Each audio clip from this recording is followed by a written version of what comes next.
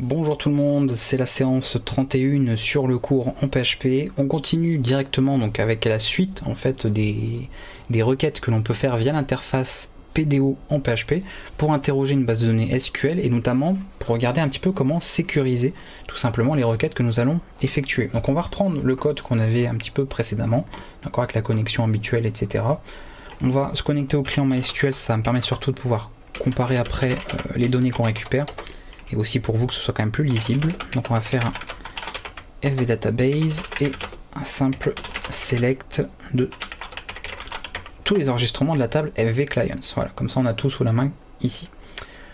Ok, on va garder ça de côté pour le moment et on va voir un petit peu comment ça fonctionne. Est-ce que c'est connecté au niveau... Ok, au niveau PDO ça a l'air d'être bon.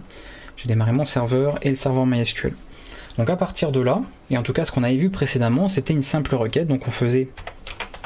par exemple un query ici et là on passait une requête très simple hein. FV Clients, alors on faisait ce genre de choses et ensuite alors est-ce qu'on va faire un... non, on va rester comme ça, c'est pas grave. On va mettre ici entourer les infos et on va passer un petit printer directement de request. On va faire un fetch all et ici pour ne pas avoir les numéros de ligne hein, donc les informations redondantes, on va mettre en fetch associatif. On actualise et du coup on récupère tous les enregistrements, d'accord, sous forme de tableau associatif de notre table FV Clients, d'accord, tous les enregistrements qu'elle contient. Ok, donc ça c'est ce que je vous avais montré. Alors le problème général, donc que ce soit sur PHP ou un autre langage, d'accord, ou même en informatique de manière générale, c'est le côté sécurité, c'est-à-dire que on va souvent manipuler des données dites utilisateurs, donc des données qui peuvent provenir d'un fichier, qui peuvent provenir d'un formulaire dans le cas d'un site web, ou de données saisies ou en tout cas données par un utilisateur. Et le problème de ces données, c'est qu'il n'y a rien qui garantit au départ que ces données sont conformes et sont correctes. Ça peut être accidentel, d'accord, par exemple on demande à la personne d'entrer une date de naissance et puis elle la rentre pas sous le même format, ou un numéro de téléphone, elle met des espaces, elle met pas d'espace, elle met des points, etc. entre les noms. Bref, on ne peut jamais s'assurer que la personne rentrera bien l'information comme il faut, donc on aura du coup une saisie accidentelle et des informations qui sont incorrectes, ou alors c'est volontaire, tentative de piratage ou autre, d'accord, par rapport à l'attaque sur un site ou tout simplement concernant une application. Donc dans tous les cas, on ne peut pas faire confiance à l'utilisateur et aux données qui ont été transmises, entre les données qu'on attend et ce qu'on va vraiment recevoir à la fin, d'accord, à l'arrivée. Donc pour ça, on va devoir sécuriser nos informations. Alors je vais bien insister sur cette vidéo, notamment par rapport à ça, puisque là on n'est pas dans le cadre amateur, on peut se dire, bon bah on fait le strict minimum ou on s'en fout, d'accord. L'aspect sécurité de manière générale est très important, c'est-à-dire que je vois beaucoup souvent de gens qui se disent bah, je développe une application, je fais un site web et après je verrai pour sécuriser, d'accord, alors que vraiment la démarche à suivre c'est je développe, d'accord, j'implémente en sécurisant, d'accord, ça doit pas être une partie séparée ou à faire plus tard, c'est une partie intégrante en fait du développement et tout au long de la conception de ce que vous êtes en train de faire, c'est très important, d'autant plus ici dans le cadre hein, de tout ce qui est web où vous êtes propriétaire donc d'un site web mais vous détenez et vous gérez des données utilisateurs, vous avez peut-être des données clients, des données d'utilisateurs quelconques, des adresses mail, des données bancaires, des données confidentielles, adresses, etc. S'il y a diffusion de ces données ou tentative de piratage et que derrière vous n'avez pas de quoi prouver que vous aviez utilisé, on va dire, les méthodes maximales pour sécuriser au mieux vos infrastructures, vos systèmes, vos codes, vos programmes, etc., vous serez autant responsable, si ce n'est peut-être même plus, que par exemple une personne qui aurait tenté ou qui aurait piraté votre système, d'accord, parce que vous avez en fait, c'est de votre faute, c'est de votre responsabilité si des données ont été volées, ont été divulguées, diffusées, etc. Donc c'est pour ça que j'insiste bien, parce que c'est très important, et le but de cette formation, c'est pas de vous apprendre les choses de la mauvaise manière en disant bah voilà, on fait le strict minimum en requête, et après plus tard vous débrouillerez pour apprendre à faire de la sécurité ou autre, c'est partie intégrante, d'accord. Alors même si sur la première vidéo on avait vu le départ, c'est juste que je voulais pas faire une grosse vidéo avec tout d'un coup, donc j'ai séparé en deux, mais c'est vraiment très important de faire partie intégrante de tout l'aspect sécurité dans le développement que vous faites. Qui plus est, encore une fois en web, là on est très souvent amené à manipuler des données utilisateurs. Donc j'ai bien insisté là-dessus parce que ça a vraiment son importance. Du coup, Se contenter de ça, c'est juste pas possible. Je vais vous expliquer pourquoi, très simplement, sans rentrer non plus dans les détails liés justement aux attaques éventuelles ou aux vulnérabilités, puisqu'on n'est pas sur un cours de hacking, mais sur un cours de PHP. Mais en gros, au niveau de notre requête, alors je vais l'extraire parce que ce sera plus lisible. On va passer par une petite variable intermédiaire. Donc du coup, la vidéo sera, je vous l'annonce, sera un petit peu longue, parce qu'il y a beaucoup de choses à expliquer, mais ça a son importance de toute façon. Voilà pour SQL, ok, par rapport à ça. On a un cas accidentel, donc c'est-à-dire que on peut s'attendre à se dire, bah, cette requête après tout c'est moi le développeur, hein, je l'ai noté dans mon code, donc pas de problème, j'ai pas besoin de faire une requête sécurisée après tout. Voilà, c'est noté en dur, ça vient pas de quelqu'un d'autre, je vais pas me pirater moi-même, je vais pas corrompre moi-même la sécurité de mon site. Pourtant, le problème déjà, bon, même si évidemment en termes de piratage il n'y aura pas de souci de ce côté-là, mais accidentellement, par exemple, des caractères, je sais pas moi, de formatage, par exemple ce genre de choses, vont faire que, alors je vais vous montrer rapidement ce que ça donne par défaut, avec un simple affichage ici, je vais avoir, alors attendez, ah oui j'ai pas exit derrière, forcément, PHP il est pas content, voilà du coup l'état de ma requête, d'accord, donc on a bien les caractères de la requête comme on s'attend habituellement, par contre bah, ces informations accidentelles qui ont été mises dans la requête sont parfaitement prise en compte, donc parfaitement affichée. Et comme vous le savez en informatique, pour tout ce qui est, on va dire, borne d'une chaîne de caractères, d'accord, les caractères de début ou fin de chaîne, on va retrouver ces fameuses cotes, ces fameuses guillemets, d'accord, les simples cotes ou les doubles cotes. Et ça, c'est problématique. Parce que en SQL, le problème de ça, c'est que bon, dans le cas comme ça où c'est vous volontairement, ou alors une erreur accidentelle, vous avez placé ce genre de caractère, ça va pas faire simplement marcher la requête, il n'y a qu'à voilà, faire juste ça, et automatiquement, bah, là on voit que erreur voilà, de syntaxe, d'accord, donc c'est pas grave en soi puisque c'est volontaire, c'est fait par le développeur lui-même. Mais là où ça peut être beaucoup plus grave, c'est dans le cas justement bah, d'une tentative de piratage où une personne va pouvoir utiliser ce genre de caractère pour casser en fait une chaîne et injecter une autre partie de chaîne. Et par exemple s'amuser à faire, par exemple à dire tu me retournes l'intégralité des utilisateurs, par exemple des mails, des comptes, des données bancaires, des mots de passe, qu'ils soient chiffrés ou non d'ailleurs, mais voilà des données qui n'ont normalement pas à sortir de la base de données, et en vérifiant, ou en tout cas donc tu me retournes ces données, si et seulement si, par exemple, bah, 1 est égal à 1. Parce qu'après tout, comme la personne peut via ses caractères après écrire ce qu'elle veut, d'accord, on imagine un formulaire on peut saisir une donnée, donc rien n'empêcherait dans un formulaire de saisir une info et puis de dire, bah voilà, dans le cas où 1 est égal à 1. Et comme cette condition est toujours vraie, évidemment, eh bien la personne, en sachant que bah, votre formulaire va interroger une base de données, pourra récupérer des informations qui de toute façon n'auraient pas dû être récupérées. C'était absolument pas prévu comme ça.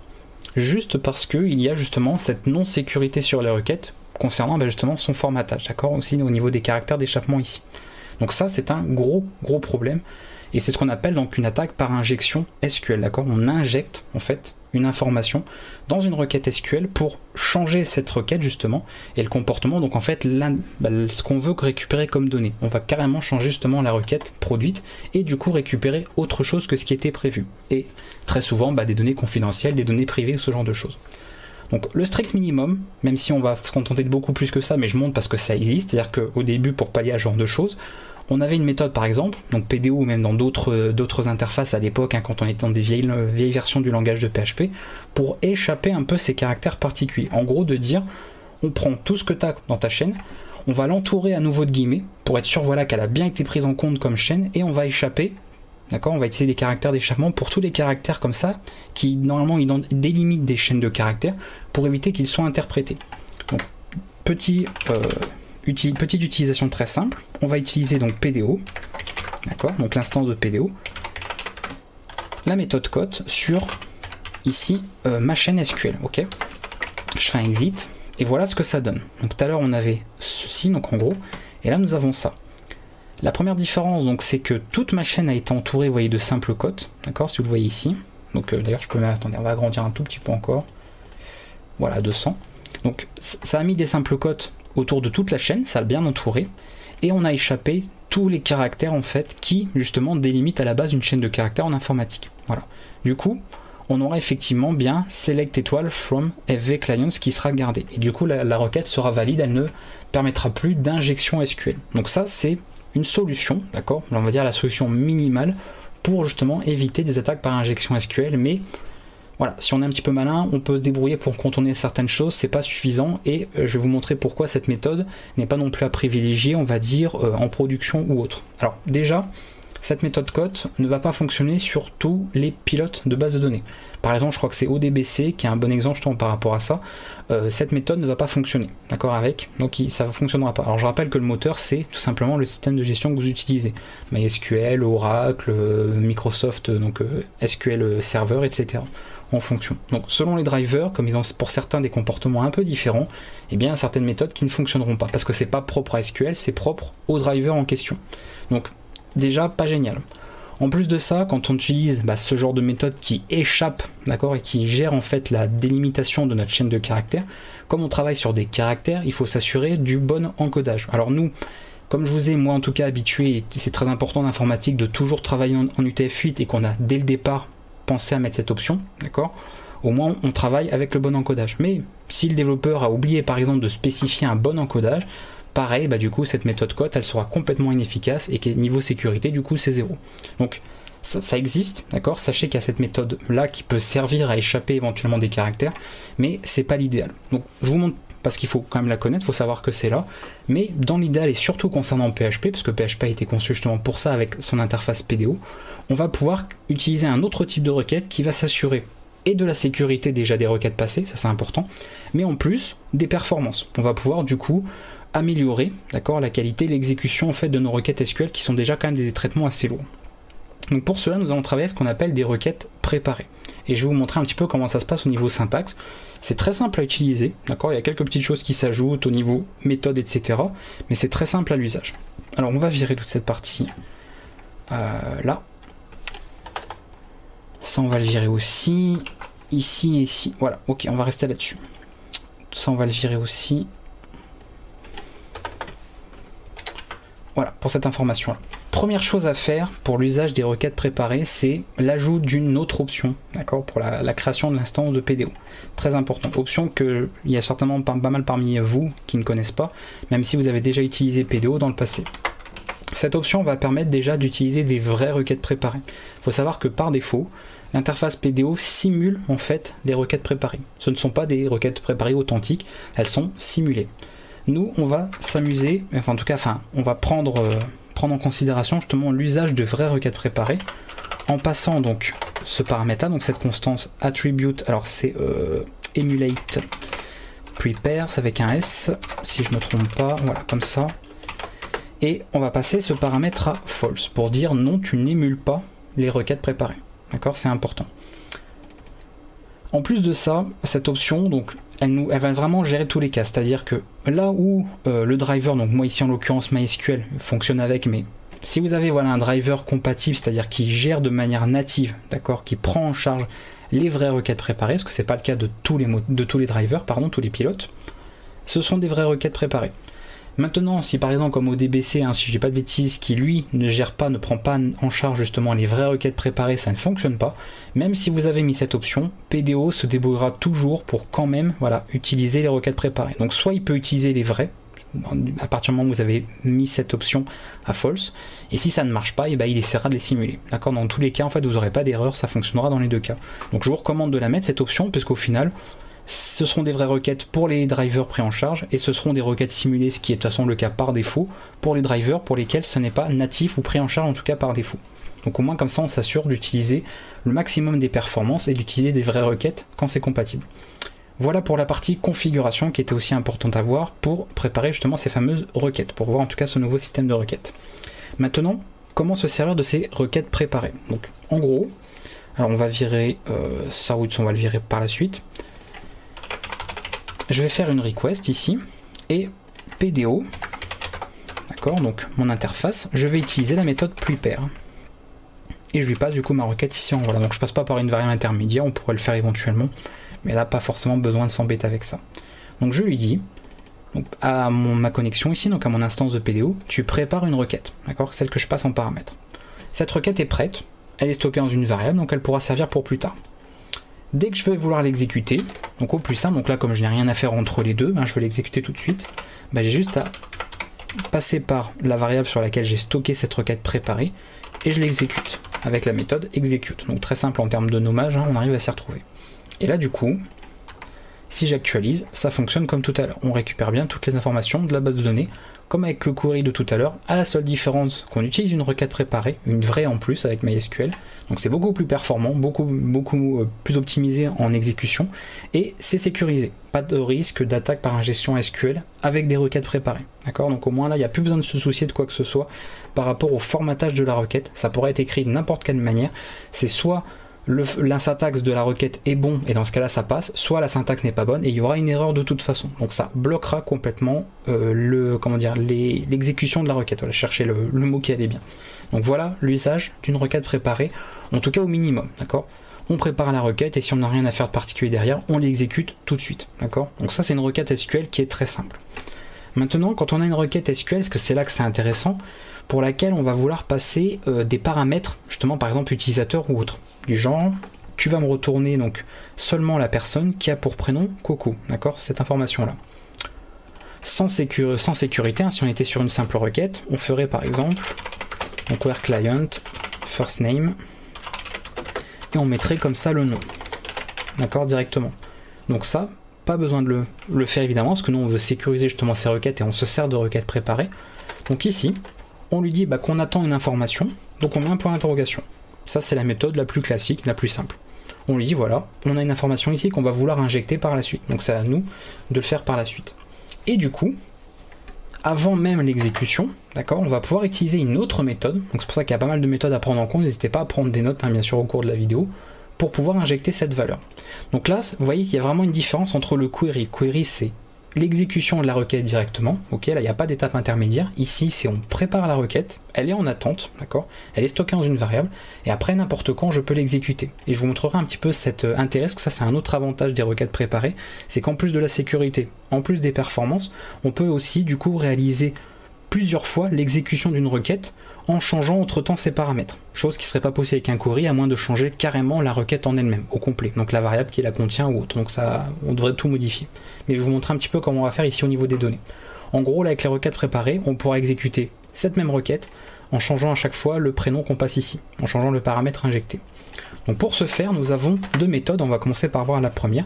Là, on va vouloir passer une valeur directement. Je veux passer, moi, l'information, voilà, Coco ici, ce prénom-là, parce que je vais récupérer du coup que le quatrième client, ici de ma base de ma table FV Clients. Donc pour faire ça, je vais dire à request, parce que c'est lui sur lequel on travaille, c'est lui qui a la requête préparée qui est en attente, tu vas injecter une valeur, ok?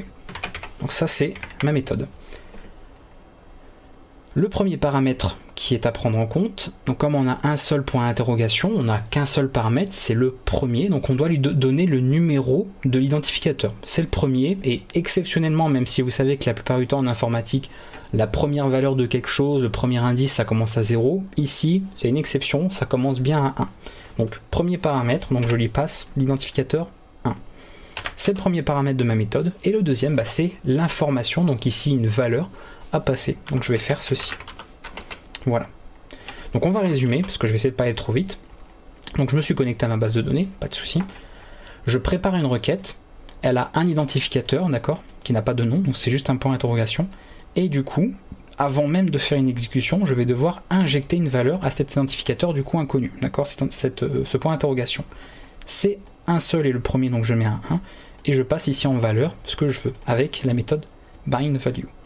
Et du coup, cette méthode préparée, en fait, à la fin, on peut même s'amuser, enfin, ça c'est pas forcément l'afficher, mais en gros, à la fin, on aura select étoile from FV clients where client first name égale Coco. D'accord, on aura vraiment toute la chaîne au complet. Et la requête préparée, je rappelle, protège bien tout des attaques par injection SQL. Donc, on n'aura plus qu'à exécuter. Et là, si je fais ça, on a un seul enregistrement qui est retourné, c'est bien celui qu'on attendait. D'ailleurs, le fetch show ici n'est plus utile puisqu'on n'a qu'un seul enregistrement. Voilà. Donc, on récupère tout. Parce que je rappelle que fetch show, vous avez vu de toute façon normalement à l'affichage, vous voyez un petit peu le comportement légèrement différent. D'accord, vous voyez, on retourne ici un tableau associatif qui du coup indice 0 pointe là-dessus. Donc là, comme on est sûr qu'il n'y a qu'un seul enregistrement qui doit être retourné, on fait un petit fetch, donc ça enlève, on va dire, des étapes en plus par rapport au filtrage. Voilà au niveau des informations. Donc on prépare une requête, on injecte éventuellement les données qui sont attendues, s'il y a des données à injecter, et dès qu'on en a besoin, on exécute la requête. Très pratique, très facile à utiliser. L'avantage du coup, bah, c'est qu'à un moment donné, je peux m'amuser à faire ça. Donc là, vous voyez, j'ai exécuté cette requête. Je peux très bien dire bind value, donc toujours le 1, d'accord, parce qu'il n'y a qu'un seul identificateur ici. Bah maintenant, tu lui passes, alors j'avais autre chose, je crois, comme information, Bamogo par exemple. On va passer ça. Et tu réexécutes cette requête. Alors là, le problème, il va falloir, enfin le problème, c'est pas qu'il y a un problème, mais il va falloir que je, hop, voilà, qu'on réaffiche bien sûr les résultats. Hein. Et voilà. Donc la première requête a retourné le client qui s'appelait Coco, et la deuxième requête a bien retourné le client qui s'appelait Bamogo. D'accord? Donc on a les deux requêtes qui ont été effectuées à la suite, et vous voyez qu'on a toujours, en fait, on a eu juste besoin de la préparer qu'une seule fois. Une seule préparation de la requête, et ensuite on injecte la donnée en question, on exécute, et ça va exécuter suivant ce qui a été injecté. À partir du moment où on réinjecte, bah en fait cette injection de données va évidemment remplacer celle-là, et du coup à la nouvelle exécution, ça change ce qui est retourné, mais sans avoir modifié encore une fois la requête ici. Donc c'est très pratique du coup par rapport à ça. Donc voilà comment on utilise proprement et correctement cette méthode bind value pour faire de l'injection de valeur dans une requête préparée. Autre possibilité, parce que ça c'est value, donc il faut comprendre un petit peu, on va dire, la différence. Value va traiter en fait directement, en fait, au moment où vous faites l'injection, il va faire le remplacement. En gros, il va dire, voilà, au moment où vous appelez cette méthode, il va remplacer ça par Coco. D'accord? C'est quelque chose qu'il va faire directement. Nous, on aimerait par exemple dire, bah, ce remplacement, en fait, d'accord, cette évaluation hein, de l'expression, parce que c'est l'évaluation de la requête, tu vas le faire qu'au moment de l'exécution. Et pour ça, nous avons une autre méthode qui, elle, ne va pas donc injecter une valeur, mais va injecter un paramètre. D'accord? Donc on a juste à remplacer, alors je vais le refaire qu'une fois, là, on va pas s'embêter à répéter 15 000 fois la même chose. Voilà. Donc au lieu de faire un bind value, on fait un bind param. Et bind param, ce qui est pas mal, c'est que je peux m'amuser même à faire ça. Par exemple, je fais un name, comme ça. D'accord, ce genre de choses. Et puis à un moment donné, donc je ne sais pas où dans mon code, avant l'exécution, parce que c'est ça qui est important, d'accord? Donc ça peut être fait ici. On va mettre un autre nom, on va pas toujours prendre les mêmes. On a tic. Je voyais des noms très recherchés hein, quand même. Attention. Voilà, donc je peux faire ça. J'exécute, j'ai bien récupéré tic, d'accord? Et vous voyez que j'ai mis la variable ici, mais je peux sans problème faire ça aussi. Juste après le bind. Et comme vous le voyez, aucune différence, je peux actualiser ma page, ça fonctionne aussi. Tout simplement parce que cette méthode bind param va évaluer ma requête au moment de l'exécution. Donc tant que ma variable ici est bien présente avant l'appel à execute, donc c'est bien le cas ici avec name, pas de problème, cette variable va réussir à la trouver, d'accord? Donc c'est pour ça qu'on différencie un peu ces choses-là. La différence entre les deux, d'accord, si vous ne savez pas laquelle utiliser en fonction, dites-vous que bind value, elle va tout de suite évaluer votre requête au moment même où vous l'appelez, alors que bind param, elle va évaluer votre requête au moment de son exécution, pas avant. Donc là, je peux m'amuser du coup à avoir ce paramètre-là, et du coup, si entre deux, bah, je change d'avis, et puis à la place d'avoir tic, on prend tac, vous voyez que ça aura bien remplacé la valeur. Il aura pris la dernière valeur qu'il y a eu, donc ici, celle-là, donc la plus proche en fait avant l'exécution, et c'est celle-là qui aura été injectée du coup. D'accord? Ce qui est parfaitement logique, hein, si on suit un petit peu l'ordre des variables dans mon code. Voilà un petit peu comment on peut utiliser du coup cette injection-là de paramètres. D'accord? On utilise ça. Alors là, j'ai mis une variable, mais évidemment, encore une fois, bind value, bind param, que ce soit l'une ou l'autre, on peut l'utiliser avec des données mises en brut directement là, ou des variables. Ça n'a absolument rien à voir, parce qu'il y a souvent des gens qui pensent que value, c'est forcément du coup ça. Qu'en gros, on fait ceci. Et que quand on a param, c'est forcément parce qu'on passe par une variable, alors que pas du tout. La seule vraiment distinction importante, c'est que value évalue directement et param évalue à l'exécution. D'accord? C'est ça qu'il faut bien en fait prendre en compte. En gros, bah, quand vous utilisez bind param, il va faire une référence, d'accord, de la donnée que vous avez, et quand il l'exécute, bah, il va chercher cette référence, d'accord, à la donnée que vous avez voulu injecter, il l'injecte et il exécute la requête en question une fois qu'elle est complétée. Voilà un petit peu. Donc dans tous les cas, que vous utilisiez bind value, bind param, comme vous êtes sous la forme d'une requête préparée, vous avez encore une fois la sécurité de la requête, pas besoin de le faire vous-même. Vous avez les performances, d'accord, en termes d'exécution, c'est bien plus efficace de passer par des requêtes préparées qu'autre chose, donc il faut s'en servir dans la majorité des cas, même si vous n'avez pas forcément de paramètres un peu spécial, pour éviter justement tous les risques d'injection, qu'ils soient encore une fois accidentels, volontaires ou fait par justement quelqu'un qui fait une tentative de piratage. Dans 99% des cas, utilisez des requêtes préparées. Voilà, elles sont vraiment efficaces, vraiment optimisées pour ça, via l'utilisation de PHP, donc vous pouvez vous en servir. PDO est vraiment conçu pour rendre tout ça optimal, donc vous pouvez vous en servir pour des questions de performance, il n'y a pas de souci. Voilà pour ça. Est-ce qu'on peut compléter un petit peu tout ce que je vous ai dit, parce qu'on a vu pas mal de choses. Ah oui, j'ai pas parlé d'ailleurs, c'est quand même très important. On a vu tout ça. J'ai pas parlé des paramètres nommés. Donc ça, c'est une autre possibilité. C'est-à-dire que vous pouvez utiliser ces options-là, d'accord, en mettant un 1 comme ceci. Alors ça fonctionne pareil pour bind value, bind param. Hein. Donc on va revenir regarder sur un truc simple, parce que là, si on a trop de code, on va pas se perdre. Voilà. On va déjà vérifier que j'ai pas d'erreur, parce que en changeant plein de choses, voilà, ok, ça fonctionne, pas de souci.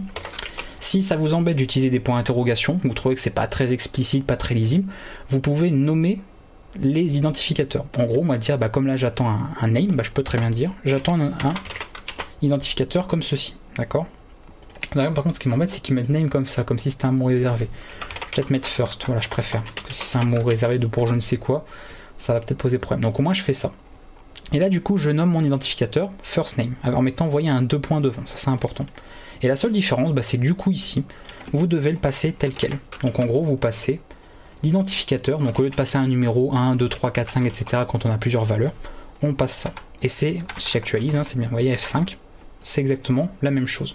Alors, quand on avait le point d'interrogation, d'accord, si par exemple vous faites ça, je ne l'ai pas dit mais je pense que vous l'avez compris aussi, et puis que je fais ça ensuite, je passe un autre paramètre, d'accord, que du coup je me retrouve avec une requête préparée avec 2 points d'interrogation, et bien la première valeur sera passée avec un 1, d'accord, et la deuxième, bien sûr, je pense que, encore une fois, ça paraît logique, mais je préfère quand même le montrer. Je vais mettre un 2, d'accord. Et du coup, là, c'est loyalty, donc je sais pas. Tac, il avait combien de points? Il avait 5. 5 points de fidélité. Donc on passe ça. Et du coup, hop, ça valide aussi tout pareil, d'accord. Donc ça, je l'avais pas montré directement, maintenant c'est fait. Mais voilà comment ça fonctionne avec les points d'interrogation. Sinon, on passe par des identificateurs nommés. Donc on met un 2 points, on met un nom, d'accord, n'importe quoi. Et du coup, en passant cet identificateur en premier paramètre, que ce soit pour bind value ou bind param, encore une fois, ça fonctionne pareil pour les deux, elles ont le même fonctionnement. Ça va bien injecter l'information, aucun souci là-dessus. D'accord, hop, ça change l'info.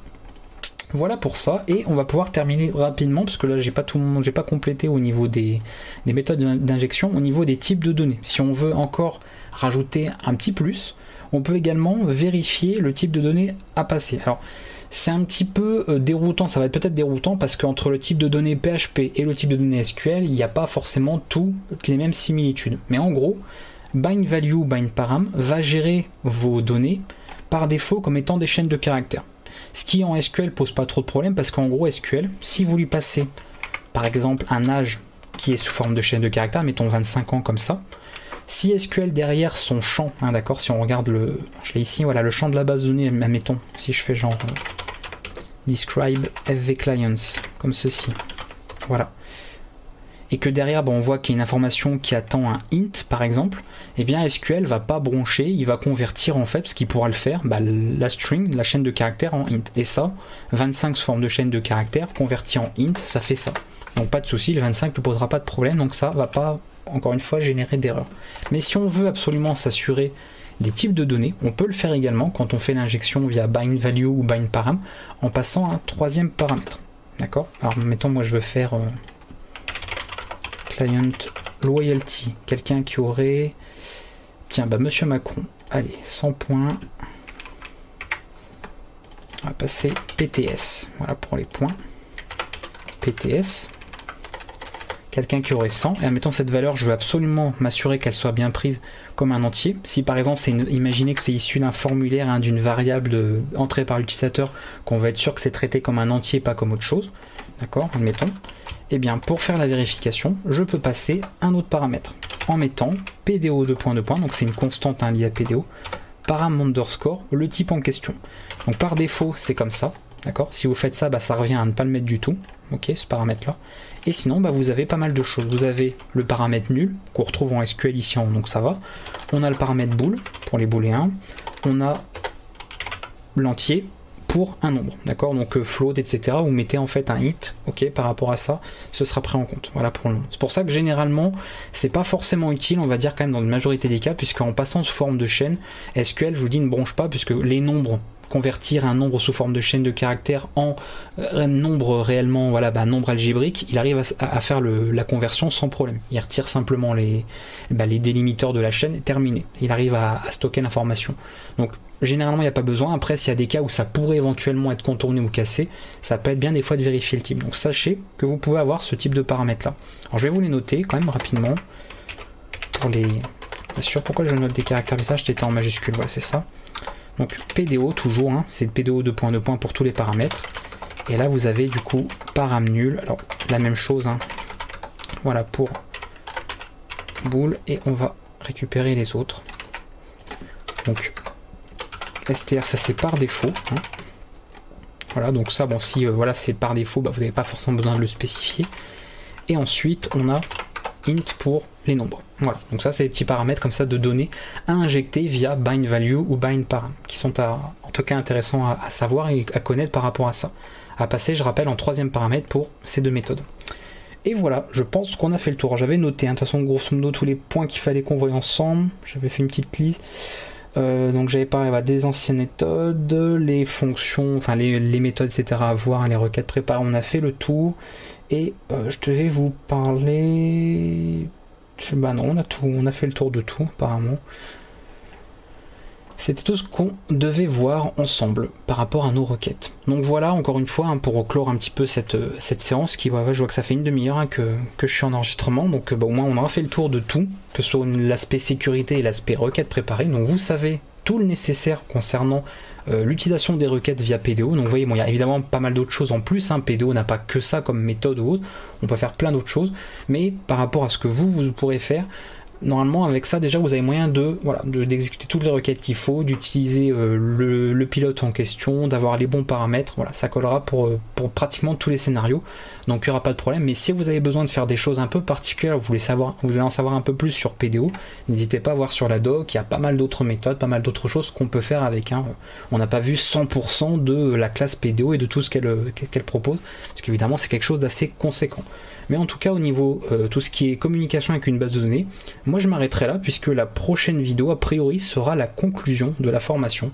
Donc vidéo qui va mettre du coup, qui va faire la fin, tout simplement, de ce cours PHP, qui j'espère du coup vous aura plu. Donc on verra bien sûr tout ça dans la séance prochaine pour faire un bref résumé, comme je fais habituellement, sur tout ce qu'on a vu sur cette formation, et sur les tutos éventuellement, et puis les exercices, tout ça que vous avez en association avec le cours pour pouvoir vous exercer et puis compléter un petit peu tout ce qu'on a vu, toutes les notions vues en tout cas sur la formation. Voilà, s'il y a des commentaires, des questions, n'hésitez pas. Et évidemment, privilégiez encore une fois, hein, j'insiste bien, je sais que je me suis pas mal répété sur la vidéo, mais c'est important.